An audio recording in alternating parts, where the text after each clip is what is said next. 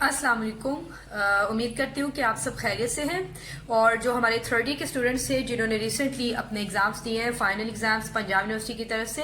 उनके एग्ज़ाम्स बहुत अच्छे हुए होंगे। और ये आज की जो ये वीडियो है इसका मकसद है हमारी फोर्थ ईयर के स्टूडेंट्स को कुछ गेस्ट पेपर शेयर करना और स्पेशली 25 मार्क्स का जो इंग्लिश बी का एसे आएगा उनके फोर्थ ईयर के एग्ज़ाम में, फाइनल एग्ज़ाम में, उससे रेलिवेंट कुछ उनको टिप्स देना, उनको कुछ गाइडलाइंस देना। तो जहाँ तक गेस्ट पेपर की बात है वो आपको इस वीडियो के डिस्क्रिप्शन में आप नीचे देख सकते हैं। वहां पे आपको सारी डिटेल्स प्रोवाइडेड हैं कि कौन से इडियम्स इंपॉर्टेंट हैं, कौन से शॉर्ट पार्टनर से ज्यादा इंपॉर्टेंट हैं। इट डज नॉट मीन कि जिनका नाम नहीं लिखा गया आप उनको बिल्कुल इग्नोर करें, उनकी भी तैयारी करें, लेकिन जिनको शेयर किया गया डिस्क्रिप्शन में उन एसेस को और ओल्डमैन एंडरसन के उन क्वेश्चन को स्पेशली खास फोकस करें उनके ऊपर। और इंग्लिश बी के कुछ टॉपिक्स बताए गए हैं एसेस के, उनको भी देखें। इसके अलावा अब चलते हैं 25 मार्क्स के इंग्लिश बी के एसे की तरफ कि आपने उसको किस तरह से उसको डील करना है और उसमें किन चीज़ों को आपने जहन में रखना है।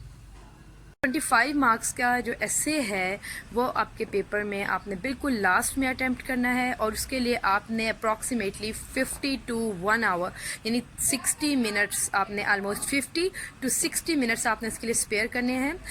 ताकि आप जो है उसके ऊपर प्रॉपरली वर्क करें। और चूँकि ये अनसीन होते हैं, अनसीन से मुराद ये है कि यू डोंट नो कि किस किस्म का आपसे एसे पूछा जाए और डिफरेंट कैटेगरीज होती हैं। तो उसके लिए एक बड़ा ईजी सा तरीका ये है कि आपकी जैसे कि टू द पॉइंट आफ्ताब की बुक है, वो वाली किताब के अलावा एक प्रोफेसर ज़ियाउर रहमान की बुक है। इसी तरह मज़ीद पब्लिशर्स हैं जिनकी बुक्स को अगर आप देखते हैं तो उसमें इंग्लिश बी के पोर्शन के जो एसेज हैं उन्होंने उसको कैटेगराइज किया होता है। हर कैटेगरी में से आपने एक या दो ऐसे जो हैं वो अच्छी तरह प्रिपेयर कर लेने हैं और इस चीज़ को जहन में रखना है कि अगर उसी कैटेगरी में से कोई और ऐसे आता है तो आपके लिए it's very easy to use most of the words from the same essay that you had prepared. उन वर्ड्स को, उस कॉन्टेक्स्ट को लेके आप बड़े आराम से जो है आप किसी भी ऐसे को अटेम्प्ट कर सकते हैं। ज़रा सी माइल्ड सी आपको चेंजिंग्स लानी पड़ती हैं अकॉर्डिंग टू द टॉपिक, आपको उसको मोल्ड करना पड़ता है। अब इसमें इस सिलसिले में एक एग्जांपल अगर मैं देना चाहूँ, मैं अक्सर स्टूडेंट्स को ये चीज़ समझाती हूँ कि देखें जिस तरह से अगर आपने तैयार ये किया ऐसे, फॉर एग्जांपल आपने ईद उल फितर तैयार किया था लेकिन ऐसे आ गया ईद उल अजहा का, तो अब इस सूरत में आपने किस तरह से इस ऐसे को अटेम्प्ट करना है, थोड़ा सा ट्रिकी हो जाना है। देखें बहुत सी चीज़ें जो आप ईद उल फितर में तैयार करेंगी वो किसी भी और फेस्टिवल में बड़े आराम से आप उनके वो वर्ड्स जो हैं, वो टर्मिनोलॉजीज जो हैं वो आप इसको यूज़ कर सकती हैं क्योंकि सिनेरियो ऑलमोस्ट सेम होता है। दोनों ही फेस्टिवल्स हैं, दोनों ही रिलीजियस हैं, दोनों में ही आप देखते हैं कि एक फेस्टिविटी का आलम होता है, हर कोई ज़ील और जेस्ट के साथ इसको जो है सेलिब्रेट करता है। दोनों ही मुस्लिम कंट्रीज़ में जो है बड़े जोश के साथ एक्साइटेड होकर हर कोई इनको सेलिब्रेट करता है। दोनों में ही आप देखते हैं कि डिफरेंट किस्म की डिलीशियस डिशेस बनती हैं घरों में। इन दोनों फेस्टिवल्स में जो है आप देखते हैं कि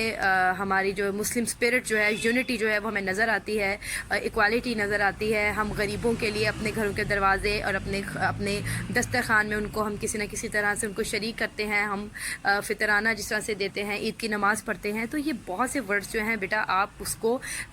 यूज़ कर सकते हैं किसी भी और इस तरह के रिलीजियस एक फेस्टिवल के लिए। तो आप देखेंगे जब कैटेगरीज बनाई जाती हैं तो उन कैटेगरीज में से अगर आप दो एसेज भी अच्छे से तैयार करते हैं तो एन मुमकिन है कि जब उसी कैटेगरी में से, एन मुमकिन नहीं बल्कि बिल्कुल ऐसा है 90 to 95% पॉसिबिलिटीज़ होती हैं कि जो आपने जितने भी कैटेगरीज आपके बुक में मौजूद हैं, आप अगर उन तमाम कैटेगरीज में से दो एसेज तैयार कर लेते हैं, कुछ इंपॉर्टेंट मैंने भी आपको बताए हैं, तो जब आप उनको तैयार कर लेते हैं तो उसका फ़ायदा आपको ये होता है कि एन मुमकिन है कि उनमें से ऐसे आएगा, ठीक है, और आप उसको इजीली या तो आपको मोल्ड करना पड़ेगा और अगर एग्जैक्ट वही ऐसे है तो आपके लिए कोई भी मुश्किल नहीं होगी। क्योंकि ये एक ऐसा क्वेश्चन है जिसमें हमारे स्टूडेंट्स बहुत ज़्यादा टेंशन में होते हैं क्योंकि राइटिंग स्किल्स जो है एज सच उनकी इतनी इम्प्रूव नहीं होती। और 25 मार्क्स के ऐसे के लिए आपको आप देख लें, एक आइडियल जो हम स्टूडेंट्स को रेकमेंड करते हैं वो होता है कि आप 17 to 20 या 18 sides of your answer sheet जो है, यूनिवर्सिटी एग्जाम्स की जो शीट्स हैं उनकी साइड्स 17 to 18 आप उसको इन एनी केस आपने उसको फिल करके आना है पेजेस पे। इतना मटेरियल एटलीस्ट आपने प्रोवाइड करके आना एग्जामिनर को, ताकि उसको पता चले कि आपको एक एसे पे हर एंगल से उसको डिस्कस करना आपको आता है। तो ना सिर्फ आपके पास व्यूज़ हैं, व्यू पॉइंट्स हैं, बल्कि उनको जस्टिफाई करने के लिए, उनको शेयर करने के लिए आपके पास राइटिंग स्किल्स भी हैं, प्रोफिशिएंट राइटर हैं आप। ये जो ऐसे है इसका मकसद यही होता है ताकि एग्जामिनर को ये पता चले कि आपकी लैंग्वेज एक्विजिशन कैसी है। इंग्लिश लैंग्वेज में अगर एक्सटेंसिव मैनर में आपको लिखना पड़ता है तो क्या आपको ये तमाम चीज़ें समझ है, इस बारे में कमांड है या नहीं। So you have to be very careful about that. इसके लिए प्रॉपर प्लानिंग की ज़रूरत है, ऑर्गेनाइज होकर आपने काम करना है। सबसे पहले आपने क्या करना है, मैंने जो कि कहा कि 50 to 60 मिनट्स आपके पास लाजमन इस सवाल के लिए होने चाहिए, सिर्फ इस एक सवाल के लिए। वो इसलिए कि इसके लिए आपको प्लानिंग करनी पड़ती है, वर्किंग करनी पड़ती है, डिसाइड करना पड़ता है। सबसे पहली चीज़, अपने टॉपिक को समझिए, अपने आप से पूछें कि मुझसे पूछा क्या जा रहा है। Strictly relevant to the topic material ही आपने शेयर करना है। इररेलेवेंट मटेरियल, इररेलेवेंट डिटेल्स में नहीं जाना। रेफरेंसेस अपने टॉपिक से रेलिवेंट, जो अगर आप अपने आर्गूमेंट्स को जस्टिफाई करने के लिए या किसी चीज़ को अगर आप रिफ्यूट करते हैं तो उसके लिए आपके पास एम्पल एग्जांपल्स होनी चाहिए, आर्गूमेंट्स अच्छे होने चाहिए। आपने एक बात जहन में रखनी है कि चाइल्डिश एटीट्यूड नहीं होना चाहिए। जैसे कि हमने अक्सर स्टूडेंट्स को देखा है कि एसेज में चूँकि उनको होता है कि जी सफिशेंट लेंथ होनी चाहिए, तो उस लेंथ की उस पैरामीटर को मीट करने के लिए, अचीव करने के लिए स्टूडेंट्स बड़ी ही इरेलीवेंट सी चीज़ें या बड़ी चाइल्डिश सी बातें करना लिखना शुरू कर देते हैं। तो इस चीज़ को आपने बिल्कुल भी अडॉप्ट नहीं करना। इस तरीक़ेकार को मेहनत करेंगे तो अच्छे नंबरों से आप पास भी होंगे। और मेहनत के लिए मैंने आपको कुछ जो शॉर्टकट्स में जहाँ तक आपको सेफ़ एंड सिक्योर बता सकती हूँ वो मैं बता रही हूँ। तो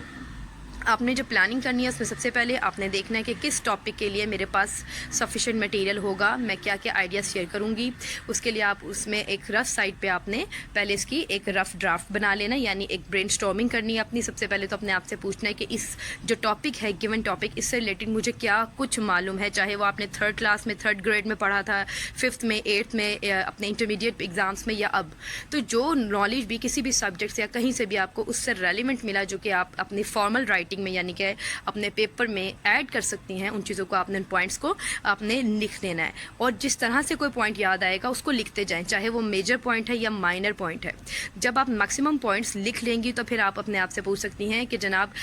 मैं इनमें से सबसे पहले किस टॉपिक को, मतलब किस टॉपिक पे बात करूँगी ऐसे को डिफ़ाइन करने के लिए, यानी कौन सा पॉइंट जो है वो मोस्ट इंपॉर्टेंट में से आता है, कौन सा माइनर में आता है। जहाँ मोस्ट इंपॉर्टेंट टॉपिक्स होंगे उनको आप पूरा पूरा पैराग्राफ देंगे, लेकिन जहाँ माइनर टॉपिक्स आ जाएंगे ना, वहाँ पे आप क्या करेंगे, मतलब माइनर पॉइंट्स हैं उनके लिए आप ये करें कि आप अपने एस्से के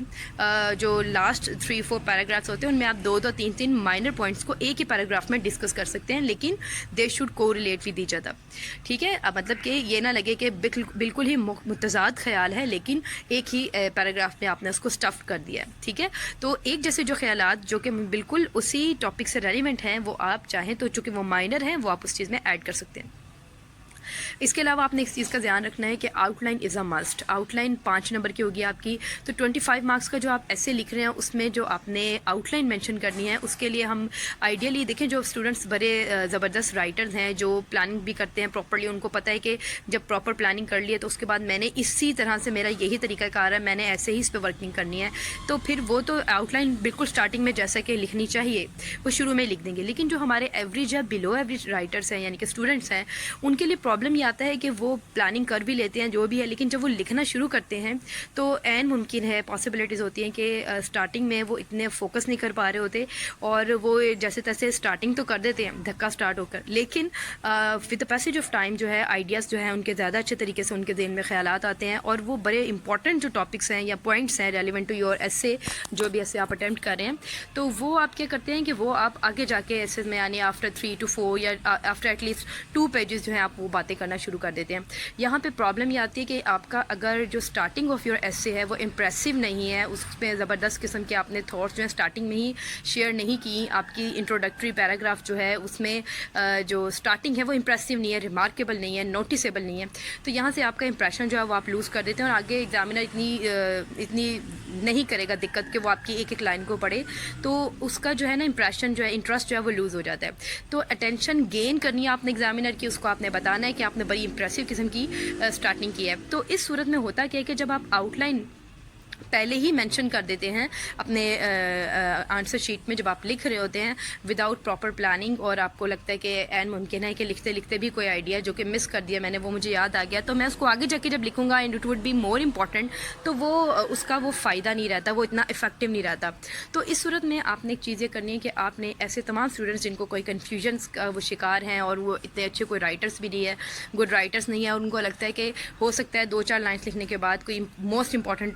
पॉइंट जो है मैं उसको ये अच्छे अंदाज में उसको बयान कर सकता हूँ, तो वो ऐसा करें जनाब कि आपने आउटलाइन की स्पेस छोड़ देनी है। जब आपने फॉर एग्जांपल आंसर शीट के बिल्कुल लास्ट में आपने यानी एंड पे आकर आखिरी सवाल शुरू किया जो कि है 25 मार्क्स का एसे, तो उस एसे में आपने क्या करना है कि आपने आउटलाइन की हेडिंग मार्कर से दे देनी है और 1.5 side of your answer sheet बिल्कुल ब्लैंक छोड़ देनी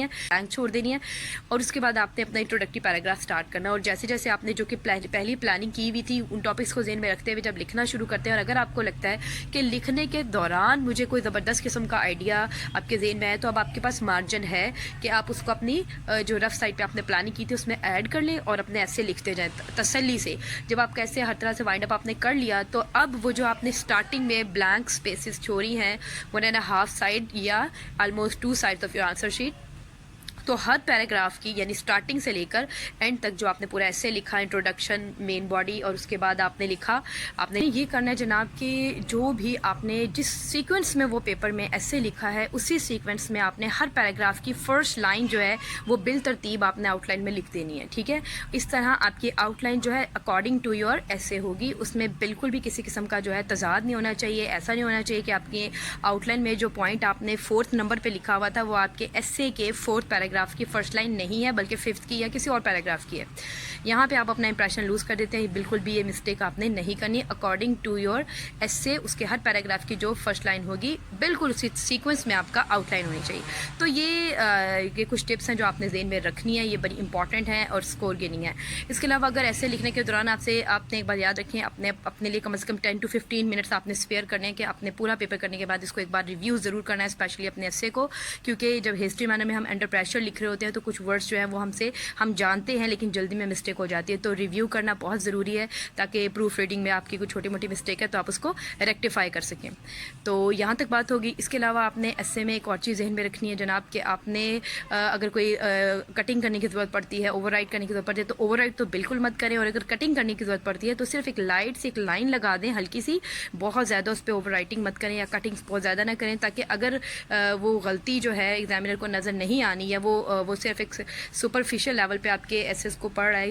रहा है और चूँकि वो मुतासिर हो चुका हुआ है तो आपकी जगह जगह पर ऐसी जो मिस्टेक्स हैं वो ये चीज़ क्लियर कर देती है। चूँकि बच्चे नॉर्मली क्या करते हैं कि अगर मिस्टेक हो जाए तो उस पर बहुत ज़्यादा वो कटिंग्स कर देते हैं, और वो जैसे ही वो पेज टर्न करेगा एग्जामिनर तो ना चाहते हुए भी उसको नजर आएगा कि बच्चे ने बहुत ज़्यादा वो जो है कटिंग्स की हुई हैं। तो ये चीज़ जो है आपका इंप्रेशन लूज़ कर देते हैं कि आप एक कन्फ्यूज्ड राइटर हैं और आपको चीज़ें जो हैं उनको बयान करते हुए आप प्रॉपर प्लानिंग के साथ नहीं चल रहे या एक प्रोफिशिएंट राइटर नहीं है, जो आपकी मिस्टेक्स हो रही हैं। तो keep this in your mind. तो ये वीडियो जो थी ये मेरी हो गई जनाब आपकी 25 मार्क्स के एसे से रिलेटेड, ठीक है। इसमें टॉपिक से रेलिवेंट ही आपने मटेरियल ऐड करना है। इसके लिए मैं ये जो बार बार बात कर रही हूँ इसमें भी मैं थोड़ी सी गाइडलाइन दे दूँ। फॉर एग्जांपल अगर टॉपिक है side effects of social media, so आपने स्ट्रिक्टली रेलिवेंट लेना है, आपने सिर्फ सोशल मीडिया के नुकसान ही बताने हैं। लेकिन अगर एक टॉपिक आपको आता है social media, so now you are free to बल्कि you are suppose to share both effects, यानी कि the positive effects and the negative ones, दोनों ही आपने अपने ऐसे में शेयर करने होंगे, चाहे वो इसके साइड इफ़ेक्ट्स हैं, यूजेस हों या एब्यूजेस हों सोशल मीडिया के। तो बच्चे बहुत दफ़ा ये मिस्टेक कर जाते हैं कि टॉपिक को समझते नहीं हैं और इरेलीवेंट मटेरियल ऐड कर देते हैं। यहाँ पे आपने तमाम चीज़ों को ज़हन में रखना है। पॉलिटिकल कोई स्टांस, कोई रिमार्क नहीं देना, कोई सियासी बयान किसी एक पार्टी के फेवर में या किसी के अगेंस्ट, या कोई भी सेक्ट बेस्ड जो आपके रिमार्क्स नहीं होने चाहिए किसी फ़िरके के अगेंस्ट या उसके फेवर में। बिल्कुल नॉन बाइस्ड रहकर आपने रिलेवेंट मटेरियल जो है फॉर्मल मैनर में शेयर करना है। कंट्रैक्शंस नहीं होनी चाहिए। इसका मतलब ये है कि जैसे वुड नॉट लिखना था तो वुडंट नहीं होना चाहिए, विल नॉट लिखना है तो वॉन्ट नहीं होना चाहिए। सो प्रॉपर जुमला होना चाहिए। कोई सिंबॉलिक आपने यानी सिंबल्स नहीं ऐड करने, जैसे कि बच्चे एंड के लिए सिंबल्स इस्तेमाल करते हैं, बिटवीन के लिए शॉर्ट वर्ड्स यूज़ कर लेते हैं B-W, तो ये गलतियाँ आपने बिल्कुल नहीं करनी, ठीक है। इन चीज़ों से आपके मार्क्स भी आपके नेगेटिव इंप्रेशन क्रिएट होता है और आपके मार्क्स डिडक्ट हो जाते हैं। तो उम्मीद करती हूँ कि आज की जो वीडियो थी आपके लिए काफ़ी इम्पॉर्टेंट थी और आपकी कुछ चीज़ें जो हैं उनकी